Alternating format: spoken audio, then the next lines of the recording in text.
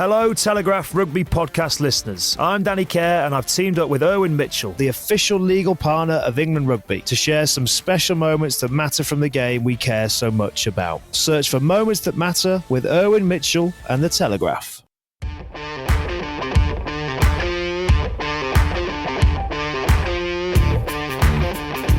Crikey everyone, how about all that? A remarkable quarterfinals weekend in France, two absolute classic games in Paris, which we'll remember forever, I think. And some other matches were played in Marseille as well, apparently. We were all virtual for this episode this week, but you're once more joined by myself, Ben Coles. I'm here with Charlie Morgan. Hi, Charlie. Hi, Ben. And also with Charles Richardson. Salut, Charles. Salut, bonjour tout le monde. Charlie and I have popped back to London for a couple of days, and Charles, we've left you in Paris. I just wondered what the mood is like as they try and process what happened on Sunday night. Well, yeah, the cold has crept into Paris, but it's nothing in comparison to the frost that hit on Sunday night at the Stade de France when France crashed out. Yeah, just stunned. I think everyone was stunned. I think France as a nation has been stunned. They can't believe it. Just complete dejection, desolation. I've never seen Antoine Dupont like that in a post-match press conference before. And what was the tone of him calling out Ben O'Keefe? Because I found that, because I've never seen him, even on the pitch, I've hardly seen him break into anything quizzical even. It was surprisingly spicy, I would say. The first question or the second question that he was asked, it happened very early on in the press conference. A French reporter asked him what he thought of Ben O'Keefe's performance, and Dupont immediately just went back and said, "Well, what did you think of Ben O'Keefe's performance?" That was his retort, his immediate retort, and then he just completely went off on one, and I've never seen him like that before. Said that Ben O'Keefe wasn't at the required level for a game of such magnitude, and yeah, I've never heard him be so animated about anything, actually, let alone an official. You raised a great point, Charles, when we were chatting about it afterwards, that basically every single ruck in that final passage of play, he would sort of just stand there with his hands on his hips and look at O'Keefe like, "Can you give me a penalty here? You're going to allow this to happen?" Like, really? It was such an interesting theme. We'll dive more into that game and the others as well. Just a quick note for you that while we might not be together right now, keep your eyes peeled for a potential special episode later this week when we're all in Paris for what is going to be the first time this tournament that all three of us have been in the same city, I want to say, for one game. That's correct. Charles, a nice, easy layup for you. To start off, give me a highlight of the weekend. And you get to go first. That's very lucky. I think, although it sounds a little bit sort of brutal in a losing cause, I think the performance of Petar Movaka, the French hooker, was probably my highlight of the weekend. I think it was the best individual performance of the weekend alongside Ali Surveyor and Sam Cane for New Zealand. I thought he was magnificent. He's not even first choice for them. Julien Marchand, he would usually be the starting hooker. As I wrote my player ratings, he might well be first choice now because that was some display for a hooker. Charlie, what about you? He got 10 out of 10 from you, didn't he, Charles? He did. He did get 10 out of 10. I thought it was absolutely magnificent. Mine was Damien Willemse calling for a scrum from a mark, because I just thought that was really cool, really emblematic of how crafty and how much swagger there is about this Springboks side, maybe particularly their coaching team, and how they managed to navigate that game was pretty special.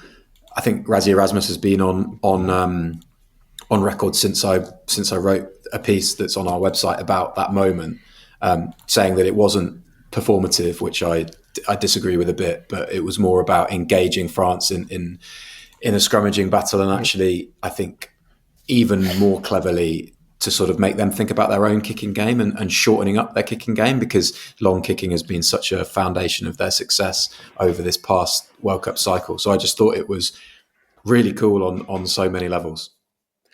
Yeah, I think that was. Yeah, I think there's an argument to say that that's where the game was won. Almost, that moment that felt like such a turning point. Didn't necessarily feel it so much at the time, but looking back in terms of how South Africa strangled that second half, I think the French team have become synonymous with being bold and daring and audacious. And actually, the most audacious moment of the entire match was at the hands of the Springboks. So I think that was. Yeah, a monstrous moment from South it sort of meant everything and it meant nothing, because I agree with all of those things as far as a statement being made, Charles. And they won a penalty, which sort of doubled down on how much of a flex it was. But then they kicked for touch and they didn't make touch, did they? So it sort of meant nothing. But again, yeah, statement of it.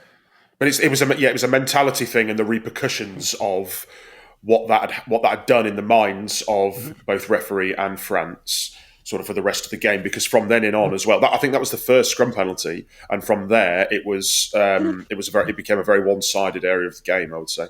A half highlight for me was watching Charles give out a 10 out of 10 in his player ratings, because I was just like, is he going to do it? Is he going to do it?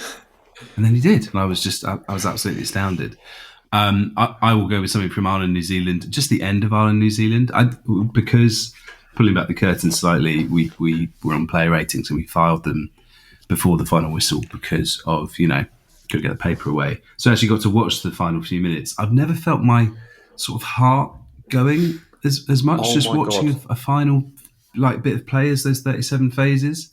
No real affiliation to either side. I was just kind of so wrapped up in the moment. And I think everyone else was, because everyone was sort of watching and it was loud, but everyone was hushed at the same time. It was just extraordinary theatre, and yeah, let's talk more about it in a bit. But just before we finish this section, England are the only Northern Hemisphere team left. Charlie, discuss, just like we called it all along. Yeah, wild. If they were, I mean that doesn't surprise me hugely, just given the draw. But I'd shout out to Michael Checker for giving a really interesting take on the draw, which was just that they're all encompassing in these tournaments, and you find out about them with years to go, and you just tailor everything with that draw in mind when you peak. And he used an example from the England game, because Argentina were horrible, as we've discussed in that England game. But he said, well, yeah, our prep was in no way were we were going to peak for that. We had a light preparation. We didn't play many games. They had the Rugby Championship, and then if you remember, they didn't have another kind of big international. They played Spain and won that very easily. Actually picked up an injury, so it would have been a sort of, I imagine, fairly underwhelming run out. And he just said we knew that game would be rough against England because we had a lot of guys playing in the World Cup for the first time. England have gone the other way; they've gone for experience. And then from there, Argentina are built, and now they've got a shot at reaching a final for the first time in history. So to go back on England, not hugely surprised given the draw. And I think it was always going to get to this point where they've given Steve Borthwick and his coaching team a chance to really work out a game plan for a one-off big game. And we know that that's what he enjoys doing. So very interesting times ahead as well. We've basically had the draw reversed, haven't we? I mean, the upshot may well have been the same. It might still have always been a New Zealand-South Africa final. We'll never know. I mean, it might not be a New Zealand-South Africa final, but that's the way that the wind's blowing. I think we'd all agree. But I think we've got sort of the quarterfinals after the semis. Almost that's certainly how it feels in terms of the vibe of the tournament now. I think there was much more anticipation last week ahead of those four matches than there is and has been so far this week. I mean, I know we're only early in the week, but I just can't see it hitting the same heights as it did last week in terms of anticipation, just because on paper there are two such clear favourites. Let's dive in to start with, Charlie, after a little break, to hear what you made of England's win over Fiji to get them into the semi-finals. Right, Charlie, England are in the final four, and there seemed to be a consensus that up until the last 20 minutes or so, this was their best performance at this World Cup. What did you make of it? Yeah, very good twice, actually, in two different ways because of what you're talking about there. They were going 24-10 up. They were really good. They kind of didn't give Fiji oxygen in the areas that Fiji are really good at. I thought a really, really impressive facet of their game, which kind of helped them get over the line again at the end, was they Levani Botia swoops to win a jackal turnover with 82 seconds on the clock from in the middle of an England attack that actually looks quite sharp. Then Habosi gets one out wide after England go quick from a free kick, trying to throw something a little bit different at Fiji. And from there on, there was a tangible sense that was sort of personified or kind of came through most clearly in the performances of England's back five forwards of, right, Mathieu Reynal is letting quite a lot go here. We've got to be just as aggressive ourselves. And that, to me, just shows a serious amount of progress, because how often, when England lose big games or games at all, it's often been because they've been quite tentative at the breakdown, or they've been sort of bullied a bit in that area, or outmaneuvered, however you want to put it, and they've just got on the wrong side of the referee. And this was them taking that into their own hands. Laws was fantastic, Itoje was fantastic, and I know you've written about the refereeing decisions, Colsey, and how Waisea and Isalevu was pretty gutted at the end of the game. But I genuinely think that was a seriously frenetic breakdown battle, and he was reasonably even.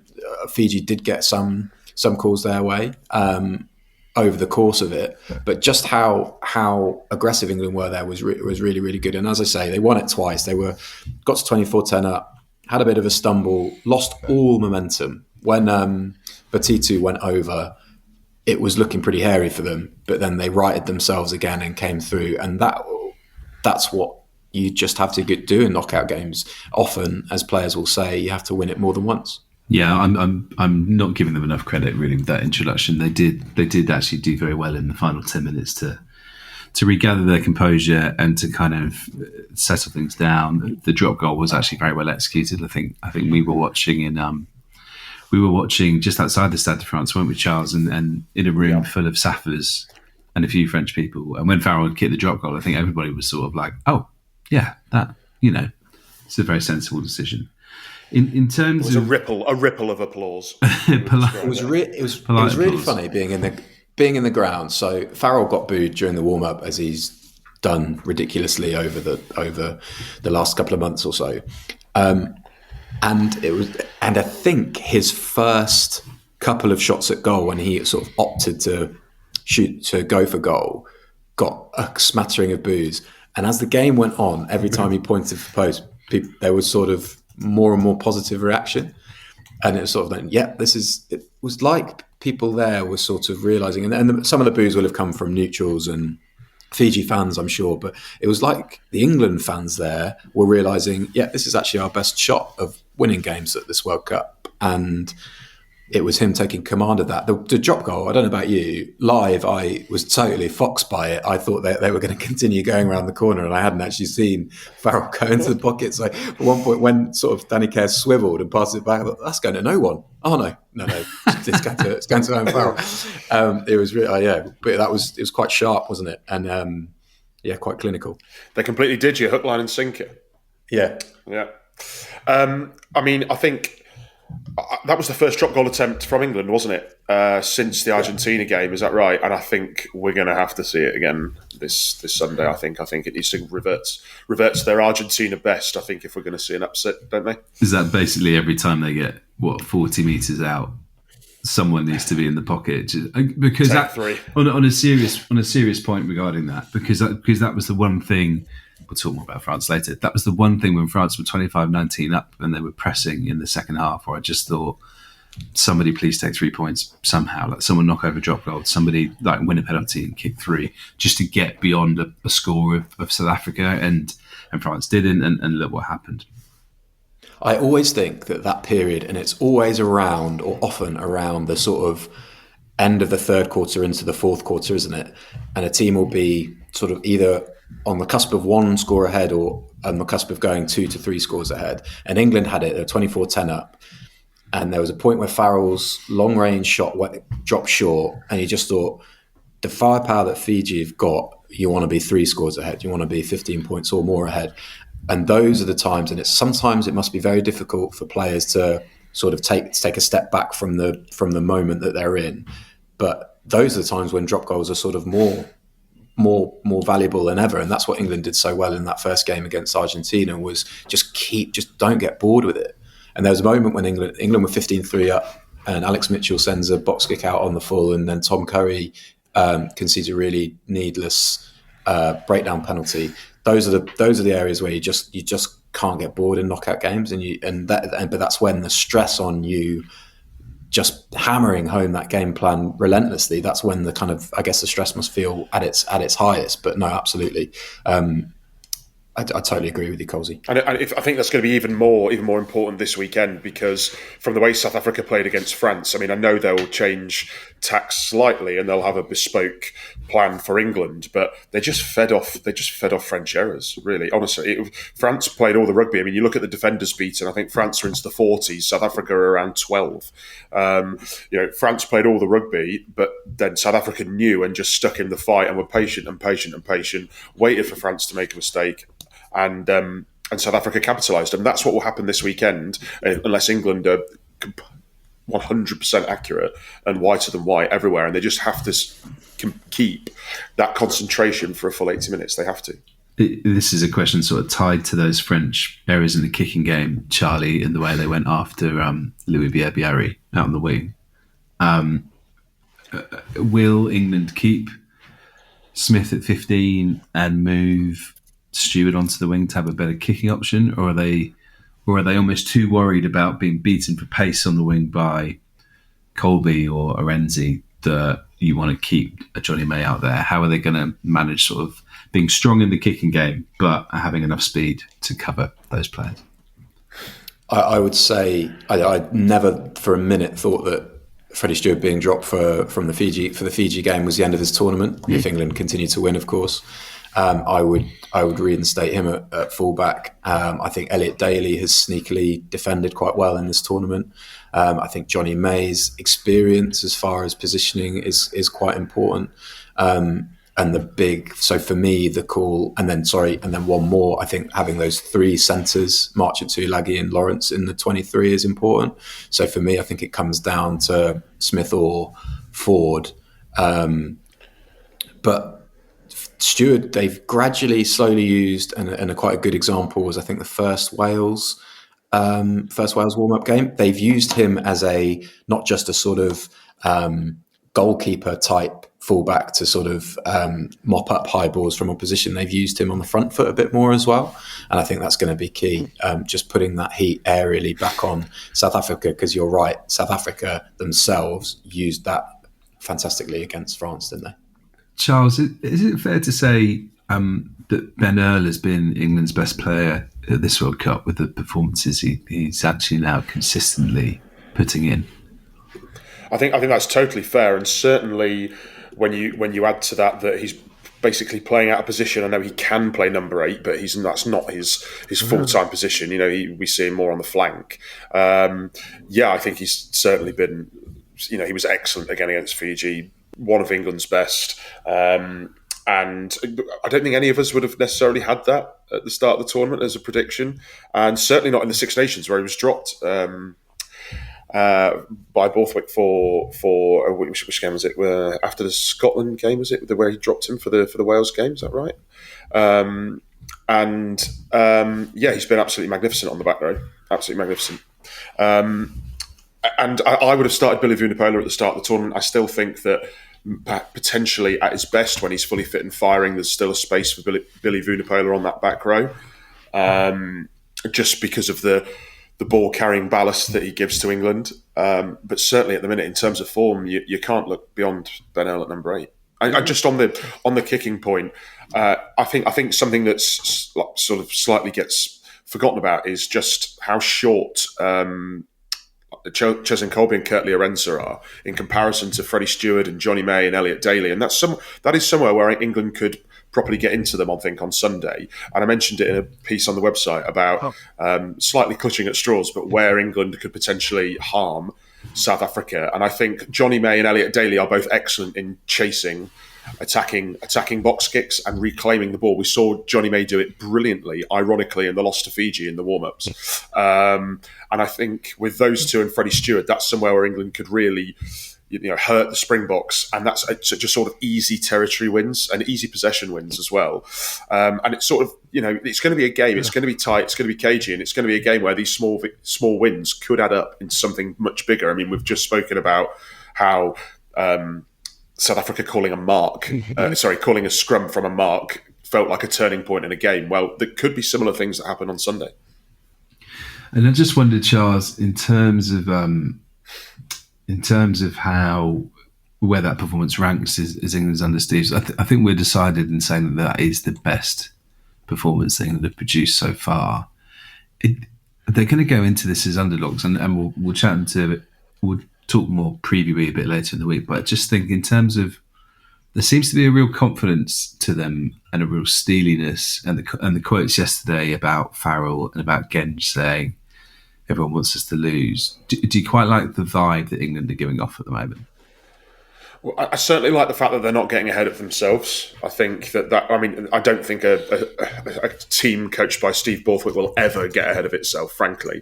But I do think that there's no need for them this week to be particularly punchy in the press, I don't think, because, well, they might see it that they've got nothing to lose, but also at the same time, there's no need to poke the bear this week. Like, they're underdogs. They could definitely go in and surprise South Africa, sort of a bit under the radar, maybe, and just concentrate on themselves. A bit like England, New Zealand, that victory in 2019, where I think the playing fields were a little bit more level between England and New Zealand in 2019. But there was a sense of England sort of seemed very composed and concentrating on themselves and believing that they could pull off an upset without having to sort of get into the opposition too much or talk very much about sort of the wider picture. I don't think Ellis Genge is correct when he says that everyone hates them. I think that's a little bit strong. Hate is a very, very strong word. But I certainly do think they are underdogs this weekend, and maybe embracing that could work in their favour. More preview chat to come later in the week, but we need to look back. And Charles, I know this will be hard, but we need to talk about France. So let's do that next. Hi, Danny Kerr here. I've teamed up with Owen Mitchell, the official legal partner of England Rugby and the Telegraph, to talk to you about the moments that matter. During a special time for rugby, we're speaking to current and former England players to find out about those moments that mean everything to them. If you want to protect the things that mean everything to you, now and in the future, then Owen Mitchell's legal and financial experts can help you plan for the moments that matter. To find out more, search for Moments That Matter with Owen Mitchell and The Telegraph.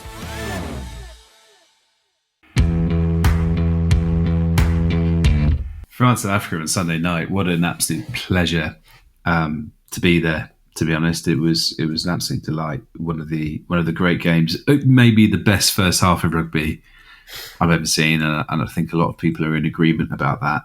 We had 6 tries in the first 30 minutes alone, and they were like two heavyweight boxers going at each other in just an amazing contest.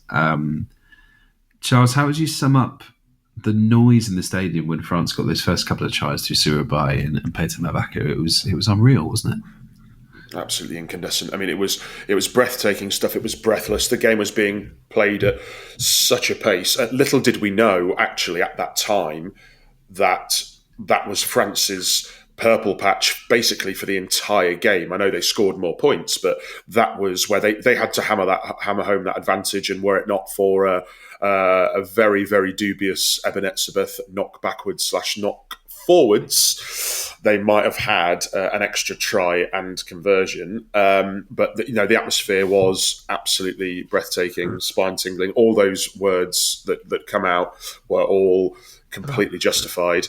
On Sunday night, a superb rendition of La Marseillaise, although all the anthems are still far too fast in terms of the renditions and the versions, so it gets all higgledy-piggledy across the stadium. But an absolutely phenomenal atmosphere, and the Springboks fans and the Springboks team played their part too. This was not just, obviously South Africa won, so it clearly wasn't just one-way traffic, one-sided. But even in terms of the vibe in the stadium, it was something real special. Listeners, Charles has just pulled out like a presentation behind him showing how the Etzebeth contact was forward, and the various angles and trigonometry involved, and it looks very detailed, Charles. I don't think it will change the outcome, sadly. And don't get me started on the Colby charge down. Oh no, that's honestly next on my list of things to talk about. So did you think he set off early? So one French journalist, I think it was Clément Mazella, put out a video, which I guess came from TF1, which sort of showed the sort of split second where Colby started moving and Ramos kind of shuffled his feet or shoulders, and I thought it was too tight to rule out the conversion, or to say that charge down was legal. Charles, what did you think?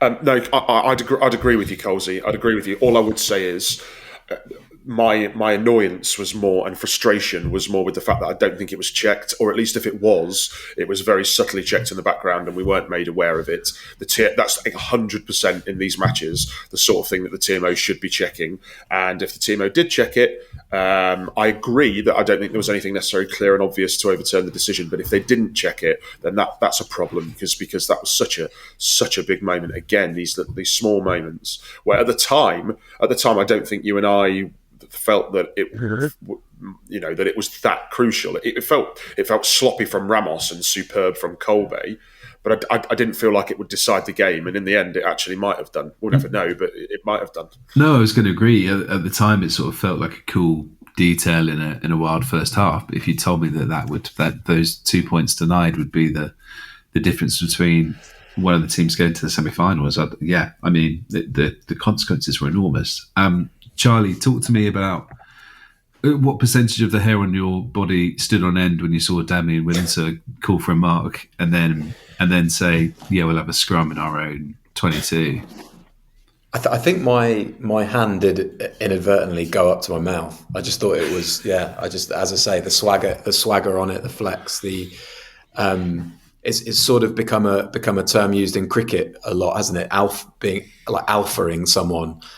When you get somebody to give you throwdowns in the nets or something like that, but or don't take your helmet off when you score 100. It was it's had that vibe to it, but yeah, just fantastic. It was just one of the loads of things like the Etzebeth sort of bat backwards in inverted commas, and like the Colby charge down that you hardly ever see. You sort of know they're possible in rugby union. You know that you can do that. If you're absolutely nuts, you can call for a scrum from a mark.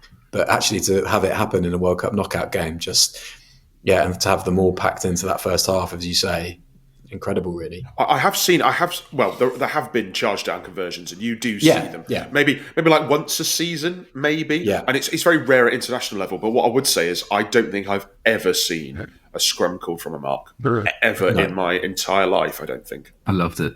I think you could do it on Jonah Lomu Rugby, genuinely, because the options come up. I think you're right. The options come up, and you could press to square triangle, or whatever and go for a scrum. Yeah. Was it triangle? Sure. The charging down conversions. Do you remember Pete? I think it was in a Barbarians game. Was it Peter Stringer? James O'Connor was cooking. Was he cooking? He was cooking. Or he was kicking for Australia, and he had a bit of a shoulder shuffle. And Peter Stringer just started running and then picked up the ball because O'Connor hadn't moved since. Yeah, it was just before half time, but that's definitely a thing. And nobody knew what was going on then either. We've had a charge down conversion recently, haven't we? Am I going mad? I feel like there's been one within the last... one at the weekend. No, as in before. I feel like we've had one within the last year. Am I just... Maybe it's some Premiership game that I've watched and it's stuck in my brain. Shout out to Andrew Ford, who does these fantastic compilations on YouTube. I think he's got a compilation of charge down conversions, which is get onto that. That's fast work. Fair play to him. It's not the first time we've said this, and it won't be the last. But I thought South Africa's use of their bench was particularly interesting because you had Khaleesi off on about 46 minutes for Dion Fury, I think, coming on, who is your kind of hybrid hooker back row, and then Libbok and Reinach were off about the same time for de Klerk and Pollard. It was they'd gone back to a 5-3 split, and we're so obsessed with South Africa's power off the bench. I thought actually tactically bringing those players on, given where the game was poised at that time, was really interesting. And it worked, didn't it? Because, it was nice because you had de Klerk and Pollard on to kind of see the game out / scrap you back into a lead. Yeah, I mean, they were amazing. Just the energy that they brought. They completely outdid France's bench. I think France probably would regret going 6-2 maybe. I'm not really sure, but I mean, because Faf brought so much energy at the base and harried. Kocha Smith also just absolutely superb.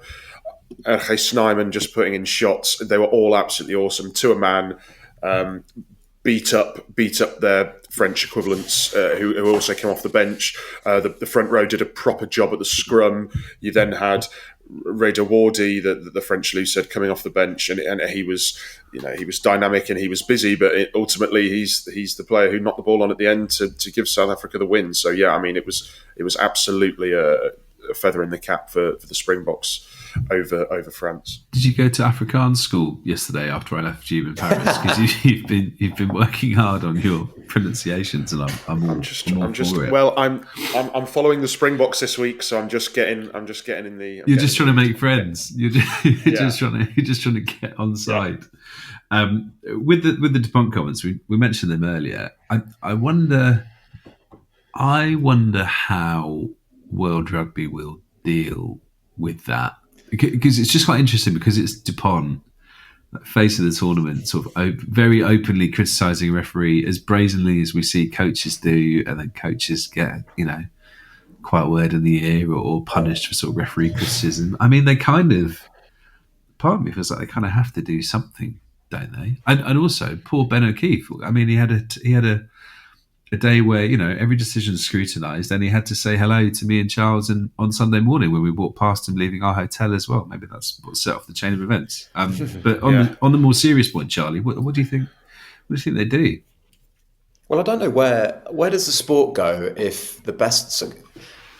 Wayne Barnes refereeing South Africa is a thing now because of what happened in Marseille last November and the fallout from that after Rassie Erasmus's sort of videos and the pile-on that ensued. Ben O'Keefe refereeing France when it happens again is going to be a thing because of how the high-profile nature and how he's been criticised.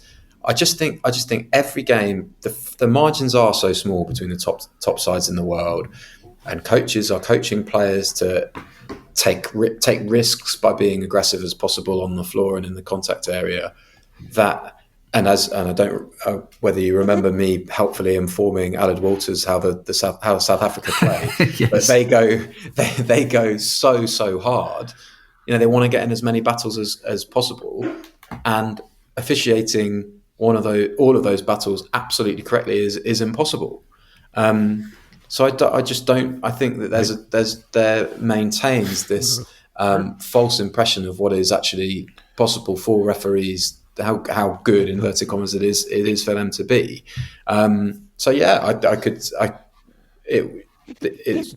Dupont should get at least a private talking to about it. He would have been seriously emotional, obviously, given just what France had built up and how much stock they'd put in this World Cup and in him personally. So emotions would have been high. But yeah, it's unacceptable, really. Yeah. Referees do have an impossible job, but I mean, are we not all in agreement that Mr. O'Keefe didn't have his finest evening? I'm not saying that it affected the result, and I'm not condoning Antoine Dupont's comments, because I don't think that he was the reason that France lost, but I don't think necessarily Ben O'Keefe had his finest evening with the whistle. Given it took me about 5 hours to pick through England-Fiji yesterday, checking all the key penalties. If you now do it for France-New Zealand and present me with the France-South Africa and present me with the evidence, then yeah. What are the calls we're talking about? The SFF, just checking them. Well, no, I thought also just the breakdown was a mess, and he let both teams just get away with murder. Really, I thought that it was just a complete mess. The breakdown on numerous occasions.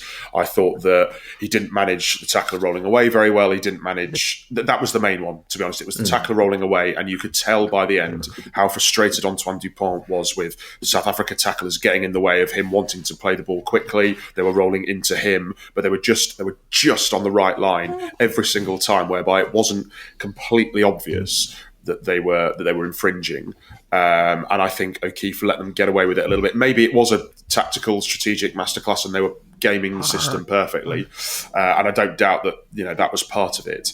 But I think also he there was the pass from Faf de Klerk into the prone French player. I mean, I know that's a penalty for me. Yeah, I agree. Yeah, no, I agree. I completely. I think so funny. too. I mean, I can't believe he let France get away with it. As in every other day of the week, it's in the Prem. That's a penalty to the attacking team every day of the week, and I just think there was a lot of very strange decisions happening. I mean, we'll find out probably today, maybe tomorrow, whether he's got a semi-final. There's only one he can actually have. And it's England's, and we'll see what the powers that be made of his performance on Sunday night. Before we think about refereeing appointments, we need to chat about the other quarterfinal on Saturday, and just what a belter that was. So let's do that now. I wonder when we look back on the tournament, which actual game we will think was better out of Ireland, New Zealand and France Africa, because having been at both and having been so enamoured with the first half of France Africa, I am already kind of leaning towards Ireland New Zealand, just because it was extraordinary on so many levels. I would put it as New Zealand's best performance since. I thought it was better than the Ellis Park win last year, which was really good.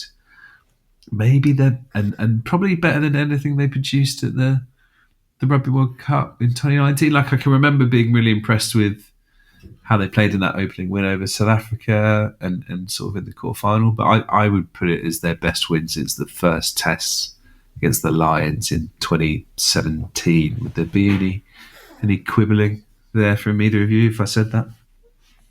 That's a great shout, the 2017 first test, because that was also a bit of a tactical curveball, wasn't it? They sort of narrowed things up and just pumped the Lions through the middle, which wasn't really expected. Got super quick ball. Aaron Smith was amazing.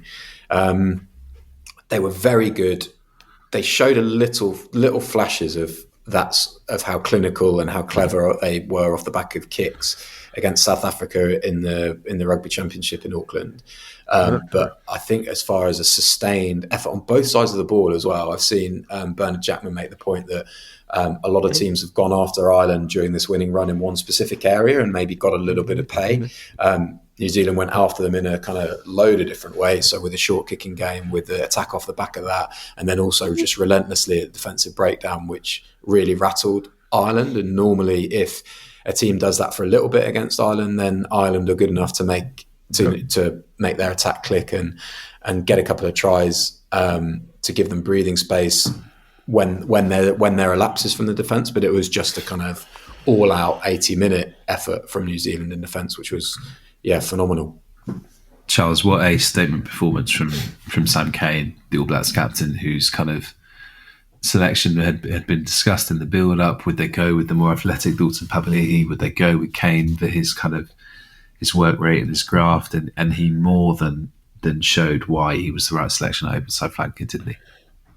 Oh yeah, egg on my face totally, because I think on the pod either last week or the week before I was suggesting that Dalton Papali'i should start at 7 and they should have Kane on the bench and make Ardie captain, and maybe he heard me, he probably didn't, and proved me completely wrong on Saturday night because he was the best player on the park. I thought absolutely unbelievable some of the shots he was putting in. There was one on Doris in the first half. There was that one where he came flying across to chop Keenan in the second half that stopped you in their tracks. And he was just a menace at the breakdown. Him and Ardie Savea just dovetailed beautifully in defence and really, really disrupted Ireland, really rattled Ireland. And then you've got the sort of the power and the dynamism of Shannon Frizzell at 6. And if they carry on playing like that, then it's going to take a really good team.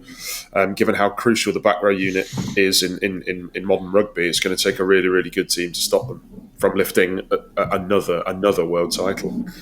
Foster was quite interesting afterwards, wasn't he? Because he sort of suggested that Frizzell had been good, but maybe not quite playing to his full limit. So it does makes you interested to see what you could get from if you have Frizzell at playing at his maximum, with Kane playing like that, and with Ardie Savea just being it's just so much fun to watch on both sides of the ball with the turnovers he makes and the carries he can offer out wide in those wider channels. I was so impressed. I went back through the tape on Sunday morning to look at what Kane had done, and you're right, Charles. They do dovetail so well, because so often it would be one would be the tackler and then one would be ready to jackal, and you had situations where Ian Henderson sort of carried into the two of them, and Paul Hugo Keenan was trying to get like Kane and Surveyor off a ruck, and I just thought, oh bless you, like you're never gonna be able to sort of remove those players in that situation. No, I was impressed. He had the most tackles, 22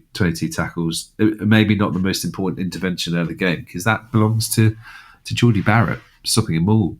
Charlie, I mean, he's such a big figure, physical presence now used in that 12, but that seems as though they'd really practiced that with him in that role, trying to get under those mauls, and it worked perfectly. Yeah, Mwanga was in there as well, wasn't he? And a huge moment. And that's, I've seen the whole did Ireland choke sort of theme banded around. I don't think they were at their best, and New Zealand exploited that, but that just shows how small the margins were, right? It was actually critical, I thought, looking back, that it felt important at the time that New Zealand, because they were cagey at the start, but how they sort of escaped their half and then got 3-0 up, and then went 6, went 13 with that fantastic try from Lestafai and Ganuku. That felt very, to get that buffer against a team that hasn't, let alone winning a quarterfinal. They haven't led in a World Cup quarterfinal since 1995. That's a heavy psychological burden. And then the sort of little errors that came later. So, for instance, Conor Murray's obstruction penalty, Caelan Doris dropping a dropout mad for Sexton penalty miss, and then the Sexton penalty was the other one I'm thinking of. Those errors looked like a bit of jitter settling in. Having said that, for Ireland to work their way up the pitch brilliantly and have that faith in their phase play to go 37 phases, and they so nearly did it. I genuinely, as I was like you, Coles, you mentioned your heart rate at the start. God knows what mine was. It was rattling around for sure. It was. I was just thinking about the jitters, and also that crazy Gibson pass sort of looking to the wing that Aaron Smith picked off as well, which could have gone the other way if it hadn't been for a very timely tap tackle. We'll talk more about Sexton in just a sec, but his quote afterwards I thought was really interesting about the sort of tone of the game and how the All Blacks tries had sort of come as like sucker punches essentially, because it had been when Ireland had sort of just scored, or they just got a bit of momentum, and the whole game felt like Ireland were just going to get there eventually and get ahead, because they weren't playing badly, they were just having defensive lapses, and it never happened. I was fascinated by how we never got there. Charles, how much do you reckon the Joe Schmidt element was a factor in it? The Will Jordan try was very well worked and sort of had an air of a Schmidt sort of strike play with Jordan on the inside. How much did his influence count in this game, do you think? I think highly. I mean, also, as Charlie's touched on, I think those chips over the top were clearly the short chips from Beauden Barrett and from Rishi Mwanga were clearly a very sort of deliberate tactic to try and get in behind Ireland, to try and thwart that defensive line speed, and they worked. They got in behind. They gave them front foot ball. It formed a part of that very positive first half for them. And then in the second half, they stung them with that. 50, about from halfway that try for the Will Jordan try, where Mwanga, and I think that had been building from those chips over the top. I think Josh van der Fleer, who's defending against Mwanga, was caught in two minds because he was wary of Mwanga with ball in two hands, with Jordan on his inside shoulder, that he might chip over again. So I think he was just caught in three minds as to, is Mwanga going to chip over here for Jordan to chase? Is he going to hit Jordan on his inside, and in the end he did neither, and he sort of dummied with ball in two hands and went himself. And it wasn't a sort of missed tackle, as it were, from poor technique. It was that I don't think he quite read, Van der Fleer didn't read what was happening because of the earlier work that they'd done with the chips over the top and that seed of doubt that they'd planted in the Irish minds. And from that, it was a marvellous score. My favourite try of the game, and it had Joe Schmidt's fingerprints all over it, didn't it, in terms of the tactics from where it came from, the strategy, and him knowing this Irish team not quite as well as some people have suggested, I don't think, because obviously it's developed and metamorphosed a lot, but his knowledge of how they play and how they want to play, and his knowledge of how Andy Farrell coaches, because he was there with him with Ireland, certainly would have played a massive part in that victory. If we get a New Zealand-South Africa final, don't play the game because you don't need to. Just do a Colby-Will Jordan sprint across the field and see who wins and decide it that way. Jordan is fast. And Colby going like poor Damian Penno trying to turn to catch Colby for the Jesse Creel kick through Colby's try. I just looked at Penno and was like, you're quick and you are nowhere near what Colby's doing. It's the acceleration, isn't it? It's the turn of pace. Yeah, just extraordinary. Just to finish up the game, quickly on the All Blacks and then on Ireland. On the All Blacks, Charlie, have they... I wonder if they can replicate the intensity of that performance 1 week on, because they sort of fixed everything that went wrong against France in the opener, and that they had the fast start, except this time they kept going, whereas this time, they had the fast start and they were able to stay ahead and keep finding ways to score. Can you replicate that again a week on in a semi-final? I would be incredibly impressed for a few reasons. I've just checked, and you can get 1-4 on a New Zealand South Africa final, and England Argentina final is 40-1, which is quite something. But it's a really interesting question, because the All Blacks were obviously involved in a semi-final in 2019 against England, and England produced a quite remarkable performance against them, similar in as far as accuracy and intensity as New Zealand have just delivered against Ireland. And Steve Hansen tells a story of being in the sheds with England afterwards and saying, make sure that's not your final. And New Zealand clearly won't need that. New Zealand clearly won't need that lesson, because they've been around the block before and they've delivered fantastic performances in knockouts before. At the quarterfinal stage, you even think about how they pumped France in 2015. But to get to those levels again, as far as the output over the 80 minutes, they didn't commit. Ireland didn't have one scrum put in. They did not have one scrum put in the game, because the New Zealand handling was so slick, and they knew exactly when to sort of, give up and kick the ball. That's incredible accuracy that is just so difficult to replicate on a kind of technical level, never mind the kind of emotional heights that they've got to reach again to deliver what they delivered in defence and as far as a commitment side. So difficult. Yeah. And Charles, one for you. You've written about the kind of the rebuild ahead of Ireland now after yet another quarter-final exit. It kind of, because of the quality of the team this time, you can almost barely believe it. Just give me a summary of who is basically going sort of straight away that we know. I mean, Keith Earls and Johnny Sexton are retiring, but who else is probably going to be out the picture by the time we get to Australia in 2027? Well, I mean, that's all we know for certain. Peter O'Mahony, after the game, was a husk of a man, to be honest, and was asked about his future, and he just said he didn't know. I think there's probably about a third. Obviously, we don't know for certain, and players are playing longer and longer. And you look at Sexton at 38, although I do think he's the anomaly and not the rule. I reckon about a third of that starting 15 will make, fitness permitting and form permitting, Australia 2027, which means that there's 2/3 of that starting 15 up for grabs. It might be that the players who are currently there make it, and they, if they sort of have longer careers, but they might need, to tap into this fantastic talent conveyor belt that they've got in Ireland, and they're in such good shape as a rugby nation at the minute. We've written a lot about that. There's a lot about that on the Telegraph website. Just like France, they're the two nations who are nailing it domestically at the minute and are sort of streamlining their domestic scene to ensure that there's a lot of success at international level. And while they have both lost quarterfinals, there has still been a lot of success at international level. And the future's very bright. They were the two sides in the under-20s final this year. If there is an Irish rebuild, I don't think it will be a particularly arduous task. And they'll be back. I can't see them. I mean, I wouldn't put any money on it just because of the history of it, but I would be very, very surprised if they weren't semi-finalists in 2027. Two final points on Ireland. What an amazing tournament Bundyacki's had.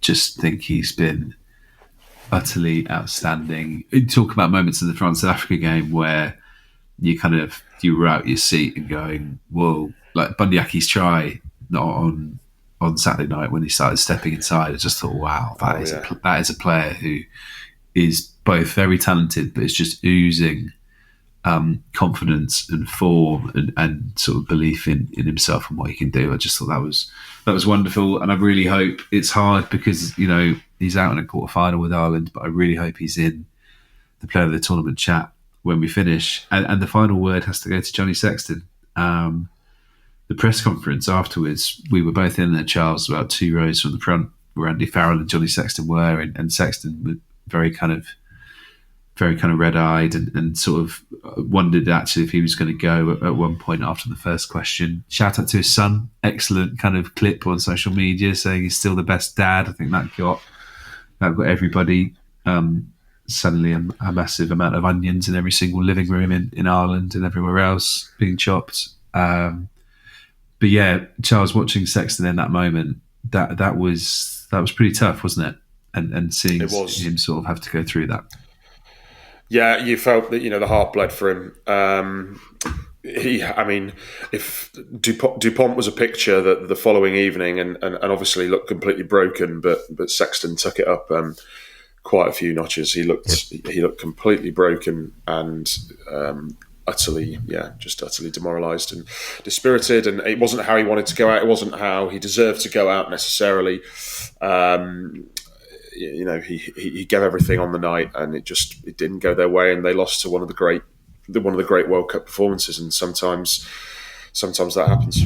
Yeah, that was hard. That was hard to see. Hard for Ireland. It certainly felt for them going out. They won't be in the semi-finals, but one other team out of Wales and Argentina will be. Let's talk about that game next. Right, to wrap up the semi-finals, it's Argentina. It's Michael Cheika's Argentina. There's 2 teams from Pool D in the semi-finals. Pool D. A great pool. That Pool D. The Pool D where we must have said about 2 weeks ago, comfortably the worst pool in the competition, and it's not even close.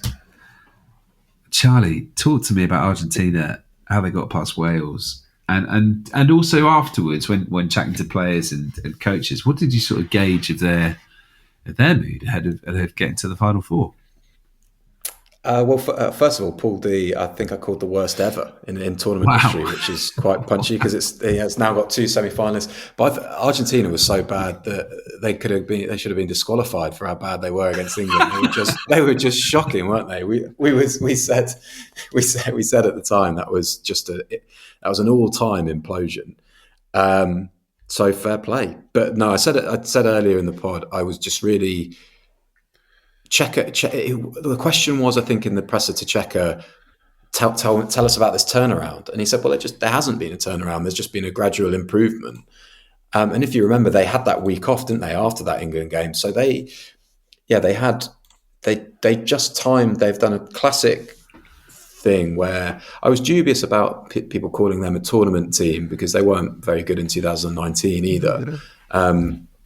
But they've shown they've got an older profile probably this year, but with players that haven't played. So those players became more comfortable in, and the sort of the term Cheika used to describe the England game was it was a game where our players could understand what knockout rugby was without the danger of being knocked out. which was kind of, I think I kind of got what he was saying. Afterwards from the players, Colsey, sort of a bit of defiance, a bit of nobody believes in us, which as we know is really a really powerful thing. I was going to say we've heard that before.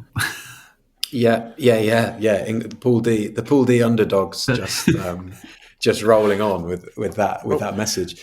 Moroney, I spoke to Matthias Moroney, who was actually said, "Did you feel like you've got nothing to lose?" And he said, "No, we feel like we really want to get to a first final in Argentina history." And he said, "We fight for every moment," which Julian Montoya's, that's his, he's kind of lived and breathed that as their captain. And that's what they did. They steadily overhauled Wales. I thought Wales should have been out of sight in the first half hour. But they left the door open and Argentina were good enough to get back in it. I mean, in the end, wasn't it the most comfortable and convincing of the quarterfinal? I mean, I don't think Argentina would necessarily describe it as comfortable, but I think as a neutral, do we think it was most convincing of the four victories? I think, which is very surprising from where it was at half time. Wales was still in it until the interception, and it was. I'm a terrible judge for this. Games I'm at, I think I just get so caught up in. And I thought the first half of Wales Argentina was awesome. It was really sort of cut and thrust stuff. Obviously there were mistakes, and clearly there were two sides that aren't probably as good overall as the sides on the other side of the draw. But it was really interesting. And Wales, the pass from Jack Morgan seemed to sort of slow down time to step. I think it was Cabelli on the left edge, and he went through, and Gareth Davies running a trademark support line spills that pass, which is a jarring moment because it doesn't. I watched it back and it doesn't look like it on the telly pictures, but he's in so much space when he does that. Then when George North goes through on the other side and throws a pass to Adams that's dropped, Gareth Davies is there again. So that's a 7-point spill as well. And at that stage, and with the line-out errors as well that Wales had, they should have been further ahead than 10-0. And then for it to be 10-6 at half-time was nuts, really. Warren Gatland was he volunteered the referee change, Paul Jacko Piper, as a reason, but I think privately he'd be probably he'd do well to sort of look a little bit in the mirror at how those chances were missed and how Wales just failed to sort of make that ascendancy pay.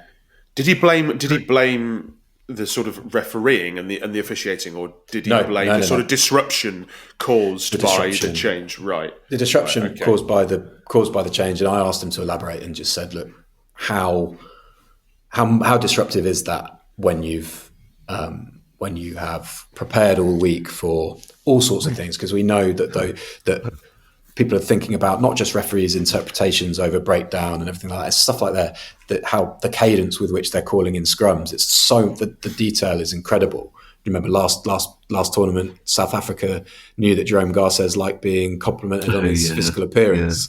Yeah. Those are the things people are thinking about. So it can be quite disruptive. However, the same thing happened to Argentina, and they by the end they were comfortably on top as far as the breakdown, which obviously goes a long way to deciding these games, and they just adapted to what was real chaos just that bit better. And just to finish this section, you mentioned Dan Biggar, a fantastic Wales career. I think he's one of those players who we will look back on him in maybe a few years' time, and he'll be appreciated a lot more for what he's done for Wales. I know he can rile a lot of people up, as in who aren't supporting Wales with how he plays, but I think he's so important from a perspective of what he offers in terms of leadership and also creativity. I don't feel like he gets enough praise for that, and I think Wales will really miss the kind of the leadership and the passion that he's brought to that number 10 jersey. He was always damned with faint praise a bit. I remember Chris Boyd, his head coach at Northampton, or director of rugby at Northampton, whenever he'd play well for Saints, people had asked Boyd about how good Biggar had been, and he'd always say he's the best in the world at what he does. And you're like, right, okay. So you're sort of admitting that he's got these limitations. And I just love players of any sport like that who maybe have things that they can't do but make the absolute most of the things they can do. And Dan Biggar's certainly been one of those guys fantastic to talk to as a journalist too, which always kind of bumps him up the rankings, doesn't it? Yeah, it does. It does. But no, has worn his heart on his sleeve, and an absolute fantastic servant. He's a ferocious competitor. You'd want him on your side. And a supreme individual rugby player, I would say, on an individual level, and that's not to take anything away from him. I just think that the things that have made him great are sort of embracing that individuality. I don't necessarily think that he was somebody who had the keys to completely unlocking a full backline necessarily and working in a very fluent midfield. But then he brought strengths in other areas. He a clutch goal kicker. He was there for the big moments when you needed him, and I think Wales will certainly miss that aspect a lot, and that leadership and everything that comes with that, almost the intangible stuff. Yeah, they certainly will. Sexton going, Biggie going, two fantastic 10s who've achieved great success for their countries. Right, let's finish up by having some of your questions. Okay, a couple of questions to finish up today. We've had one from Progressive Rugby, the welfare group, who've asked about Freddie Stewart, how he sort of started all the pre-warm-up games. He started loads of matches, and now he was axed on the team against Fiji on Sunday. Charlie, we touched on this earlier. You sort of said this tournament's not over. It's not really. It wasn't really about workload, was it? It was about tactics, and we're expecting him to be back in the side probably on the weekend. Yeah, or certainly right in the mix. We just know Freddie Stewart will know Steve Borthwick's methods better than most players in that squad. He tailors game plans to opponents, and he tailors selections to opponents. They're all big calls at this stage, obviously, and they're going to be made across all four teams. As you mentioned there, Argentina at fly half, what do? It never seemed like a big indictment of how Stewart has been playing necessarily, just more of a reflection of what he wanted for the Fiji game. The workload question is,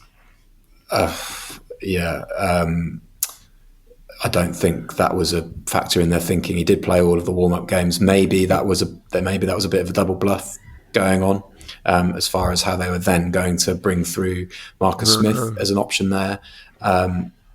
But he did miss the Chile game, didn't he? He wasn't in the 23 at all, and then they had another week off. Oh, sorry, they had a week. Yeah, they had a week off after that game, didn't they? So I would say it wasn't to do with workload at all, we don't know about. It's kind of dangerous to cast aspersions on how teams are managing workload, but it certainly doesn't seem to have been a problem. It's definitely the tactical trend that I didn't see coming. Smith at fullback and Stewart out at 23. Given how much we sort of talked about Stewart last year, and just our other question from Dan talking about just how much England's kind of play really hinges on scrum half, and that South Africa are likely to target them. Charles, who would you start at scrum half? It's been Alex Mitchell now for a few weeks, but Danny Care's looked sharp, hasn't he, when he's come on?